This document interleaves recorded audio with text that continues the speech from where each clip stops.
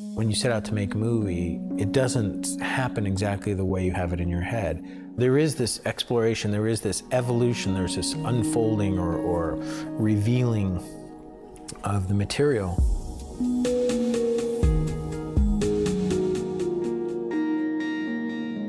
We're working on a feature film about the Zodiac Killer and the media circus that surrounded that in late 60s and early 70s in the San Francisco area.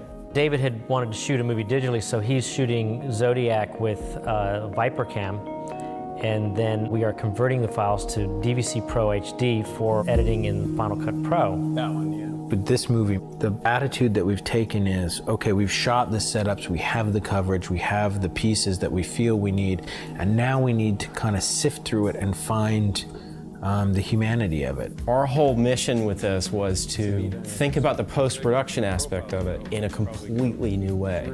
Be creative. Use the tools that are out there that you can just buy on a website or go to a store, get, and use those. Why do you have to have all this specialized equipment? You don't. I love the fact that an editor can come to me and say, I have to leave now, I'm going to work on this tonight, and take it on his laptop, and by 9 o'clock in the morning, I can see it on a 65-inch plasma. That's a whole new world. The real tipping point for me using Final Cut Studio was multicam, because David usually shoots 1, 2, 3 cameras on each setup. We're actually running 6 streams of 1080 simultaneously, which is incredible to me.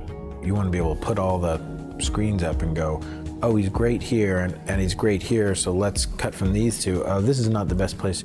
So you do want to do it sort of like a live switch. It's just a really fast way to work. It's an interesting time in post-production because just like desktop publishing, we're now seeing this kind of revolution happening in filmmaking. And I think that's what Final Cut Studio's done very successfully. Ultimately, our long-term goal will be to do the whole movie in-house. I mean, as it is right now, if we add a couple more G5s with Shake, we can even do part of our effects here. And Angus is already pre-visualizing a lot of the effects on Final Cut Studio with motion. This is indicative of where media, where visual storytelling, where pictures, where communication is headed. I started collecting resumes from all these young people who want to work in post-production. Virtually every one of them had Final Cut on their resume. So that's clearly an indication of where the flow is. What this kind of tool set allows you to do is to experiment and, you know, kind of quell those questions that you might have. That makes me sleep easier. It makes me go, okay, I'm telling the story that I want to tell. And that's a great world for making movies.